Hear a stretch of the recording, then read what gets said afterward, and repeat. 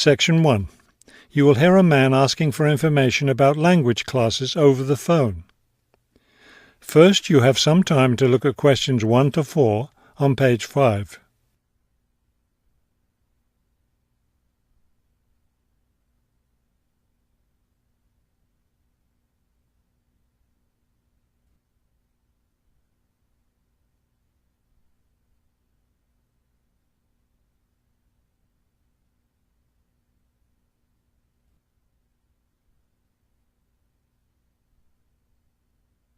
You will see that there is an example that has been done for you. On this occasion only, the conversation relating to this will be played first. Good morning, Globetrotters Language School. How may I help you? Yes, I was wondering if you could give me some information on language classes. The woman answers the phone. Globetrotters Language School. So the word Globetrotters has been written at the top of the form. Now we shall begin. You should answer the questions as you listen, because you will not hear the recording a second time. Listen carefully and answer questions 1 to 4. Good morning, Globetrotters Language School. How may I help you? Yes, I was wondering if you could give me some information on language classes. Certainly. What language are you interested in studying? Well, that's the thing. I'm interested in learning Japanese, but I'd also like to improve my Chinese. I don't know which to study right now. Maybe the class schedule will help you decide. Did you want to study in the morning, afternoon, or evening? I work in the evenings, so mornings or afternoons would be best. Then that decides it for you. We offer an advanced Chinese class, but it meets on Wednesday and Friday evenings. I couldn't do that. When do the Japanese classes meet? We have beginning Japanese on Tuesday and Thursday mornings. No, wait, that's intermediate Japanese. Which level do you want? Advanced? No, beginning, definitely. I know some Chinese and some French, but I'm a real beginner with Japanese. Well then, are you free Monday, Wednesday and Friday mornings? That's when the beginning Japanese classes meet. We also have intermediate French on Friday mornings. I could do those mornings, but I'd prefer afternoon. Don't you have anything in the afternoon? We have intermediate Japanese class on Wednesday and Friday afternoons. I really need a beginner class, so I'll take the morning Japanese class. Could you give me an idea of the cost? What would be the tuition for the Japanese class? Before you hear the rest of the conversation, you have some time to look at questions 5 to 10 on page 5.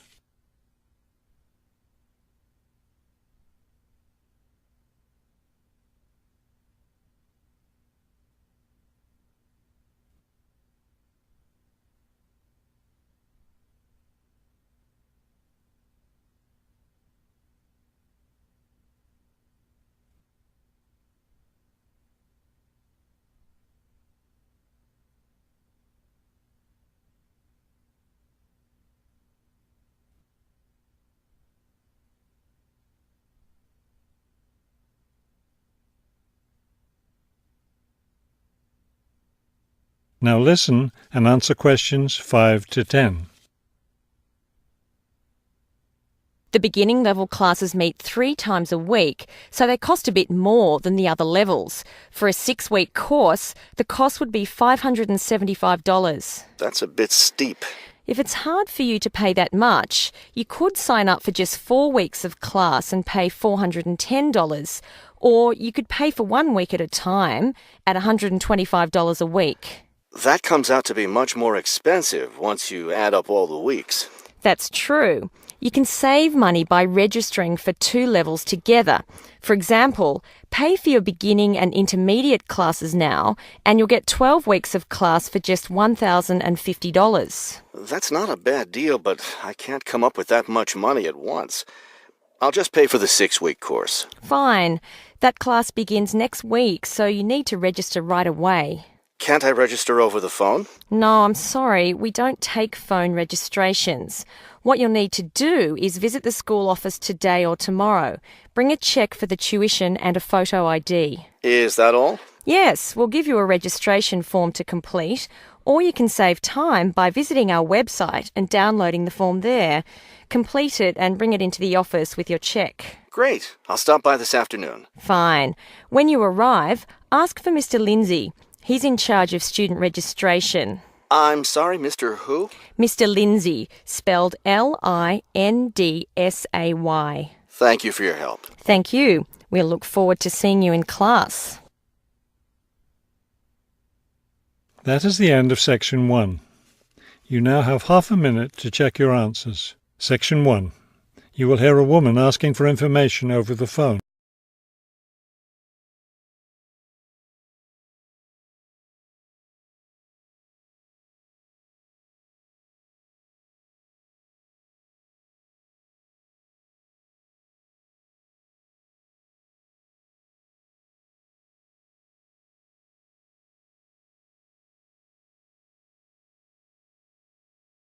Now turn to Section 2. Section 2. You are going to hear a talk given by Dr. Wallace. First, you have some time to look at questions 11 to 20.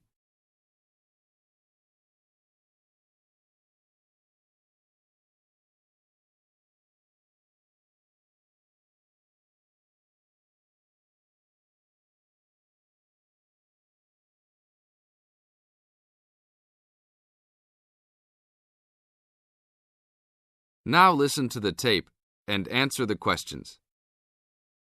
Good afternoon. I'm glad you all found your way here. Now I'd like Dr. Wallace to introduce us to the Arboretum. Good afternoon. Although at first glance the Arboretum may look like a park, it is a research and teaching facility that also provides a place for people to develop a positive relationship with nature. When the University of Wisconsin-Madison purchased the land, mostly during the 1930s, much of it bore little resemblance to its pre-settlement state. Instead, it had been turned into cultivated fields and pastures that had fallen into disuse. The university's Arboretum Committee decided early on to try to bring back the plants and animals that had lived on the land before its development.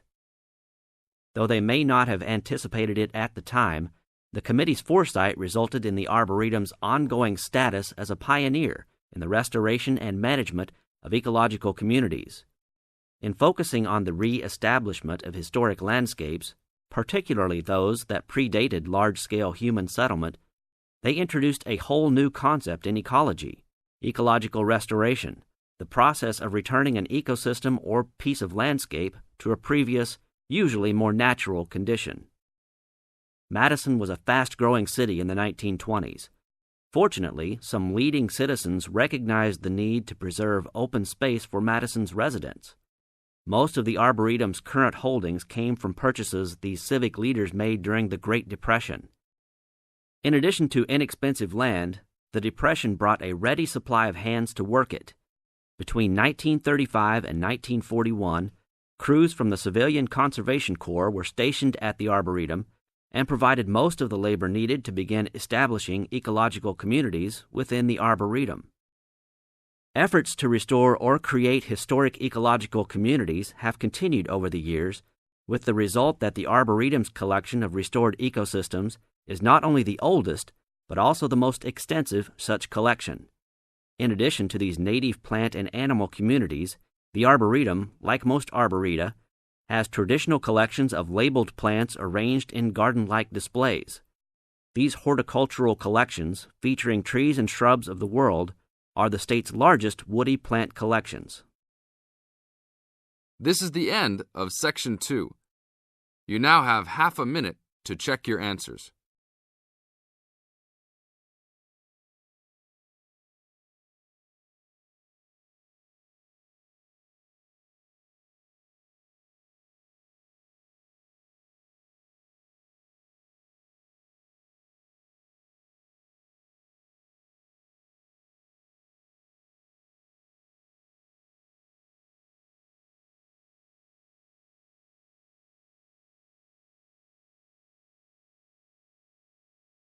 Section 3. In this section, you'll hear two students discussing a survey they have to write as an assignment. First, you have some time to read questions 21 to 30.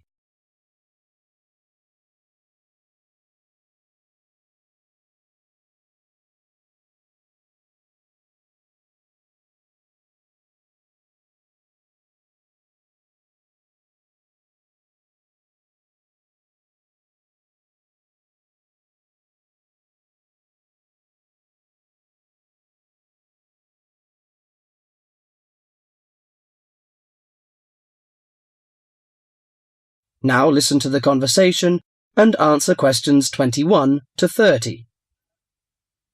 How is your market research project going, George? Very well, actually, Anna. I've just got the results of the survey back, and so now I have to draw some conclusions from the information I've collected. That's good. I'm still writing my questionnaire. In fact, I'm starting to panic, as the project deadline is in 2 weeks, and I don't seem to be making any progress at all. What is your topic? Forms of transportation in the city. What about you? I've been finding out people's attitudes to the amount of violence on television. That's interesting. What do your results show? Well, as I said, I haven't finished writing my conclusions yet, but it seems most people think there is a problem. Unfortunately, there is no real agreement on the action that needs to be taken. Nearly everyone surveyed said that there was too much violence on TV. A lot of people complained that American police serials and Chinese kung fu films are particularly violent. The main objection seems to be that, although a lot of people get shot, stabbed, decapitated and so on, films never show the consequences of this violence. Although people die and get horribly injured, nobody seems to suffer or live with the injuries. Any children watching might take the heroes of these programs as role models and copy their behaviour. So, what did most people suggest should be done? A lot of people were concerned about how these films affect children. They are particularly worried that children will try to behave like the stars. The survey shows that violent programs should be broadcast after 10 p.m, when most children are already in bed. There is also a significant minority of people who feel that violent films should be banned altogether. Or how did people feel about the violence on news broadcasts? Most of the responses I have looked at have felt that violence on news broadcasts is more acceptable, as it's real. Although it's unpleasant, it is important to keep in touch with reality. Still, many people thought that it would be better to restrict violent scenes to late viewing. Your survey sounds very good. How many people filled it in? I gave out 120 and I got 70 back. That's a very high rate of return. Who did you give your questionnaires to? I gave a copy to every student in my hall of residence and a few to friends from other colleges. Don't you think that this will influence your results? How do you mean? The people in your hall of residence are all about the same age. They're all students and from similar backgrounds. Therefore, it is likely that they will have similar opinions. Your results represent student opinion, not public opinion. So how are you going to do your research? Well, I'm going to interview my respondents in the shopping mall. What I'll do is ask people if they have 5 minutes to spare to answer a few questions. If they agree, I will ask them some multiple-choice questions and tick off their answers on my sheet. Isn't it very difficult to ask meaningful questions using multiple choice? Yes, it is. The secret to writing a successful survey is to write simple multiple-choice questions that target the information you're looking for. There, it's better to write a lot of short, specific questions than longer general ones. So that's why it is taking you so long to write. Yeah, but I hope I'll be ready to start interviewing at the weekend. That is the end of section 3.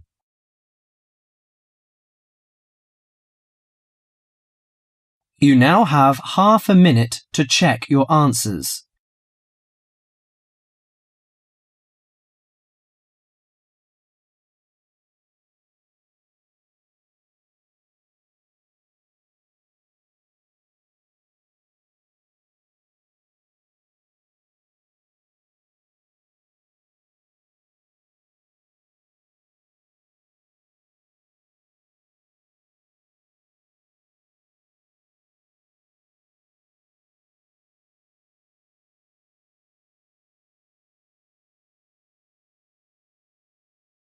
Now turn to Section 4. Section 4. You will hear a talk about the practice of company outsourcing. First, you have some time to look at questions 31 to 40.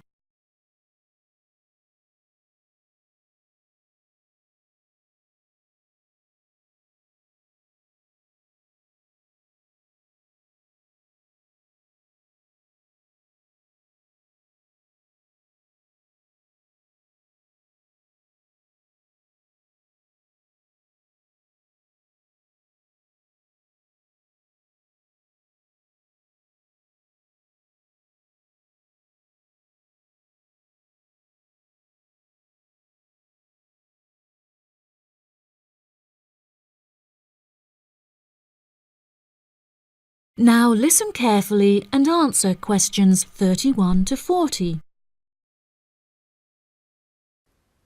Welcome, class, to your very first lecture in this series on business in the modern world, conducted by myself, Dr. Toby Bennett. Today, we will be looking into the practice of company outsourcing, using TCP technologies as a case study. Now, for those of you who are unfamiliar with this practice, I will give you a summative definition. Company outsourcing involves the contracting of various business activities by one company to another. This practice will sometimes occur from a Western company to a party based in a third world country, the rationale being to make significant financial savings on lower international labor rates and to potentially increase quality. Now, our case study for today is TCP Technologies, a party located in India that receives outsourced tasks from Western companies. The manager of TCP Technologies is a man called Manjeet Khanna, who has personally developed a series of aims and philosophies by which the company is expected to operate. He claims that the most important of these philosophies is to create a workplace where each individual member has the opportunity to contribute their opinion to the operations of the company. That is to say, that he found it important to develop a democratic environment. As a means of ensuring quality from every individual at TCP Technologies, a grading system has been developed that encourages an ethos of hard work and recognizes accomplishment. This grading of individuals is based upon a series of factors such as turnover, hours worked, and efficiency. Every month, Khanna publishes the grades on an internal website, where staff can access not only their own grades, but also compare it to others. A spirit of playful competitiveness has developed through this method, which has resulted in increased efficiency and turnover across the company. Khanna also saw it as essential to develop a culturally diverse group of employees as a means of presenting a multifaceted image that would appeal to a host of potential employees from across the globe. This cultural openness has not only increased the quantity of incoming contracted opportunities by 7%, but has also benefited the company itself significantly. A level of transparency now exists that had not before been apparent. According to questionnaires carried out recently, these newly introduced measures have significantly increased the rate of staff satisfaction, which has subsequently led to an increase of 32% in the company's income. These figures are truly admirable and serve as a testament to the measures that Khanna has introduced to the workplace at TCP Technologies. In a recent interview published by The Economist, he declared, "The figures speak for themselves. My system works." When asked if he had any advice for companies on methods they could employ to streamline workflow and increase turnover, he replied, "It's simple, really.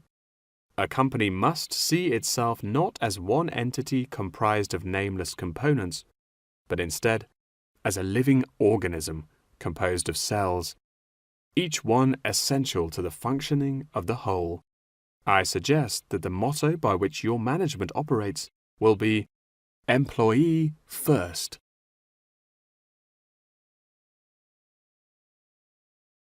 Many benefits have been reaped from the aforementioned changes in management style, such as a significant decrease in staff turnover. This improvement alone has solved many problems that had before stunted the growth of the company. A lot of these improvements came from the realization that the solution does not have to be produced internally, but can come from any other company. The grading system also immeasurably enhanced the dynamics of the company. The fact that this measuring system is solely produced for staff members and inaccessible by management means that it cannot be used as a judging criterion for promotion. It has proven itself a relaxed and informal means of stimulating workflow. When asked about specific features of his managing style, Kana mentioned that it is important for him to respond personally to any complaints filed by staff members. Having found the existing complaints process slow and ineffective, he introduced a new online system that created a direct line of communication between Kana and all employees of the company. The complaint form, dubbed by Kana as a ticket, eradicates the middleman, is easily accessible to all employees online, and has an interface that can be instinctively navigated. Any staff-related complaint, such as those relating to air conditioning and food quality, can be submitted directly to Kana via this online system. Entitlement to vacation is also a popular issue discussed through this forum. The main benefit of using this system is that staff must include their personal details on the ticket before they are able to submit it. In the past, anonymous complaints had been the root of much confusion and caused many wasted work hours, so the new system has put a ban on this form of complaint. That wraps up the lecture for today. Please remember that attendance is mandatory. That is the end of section 4. You now have half a minute to check your answers.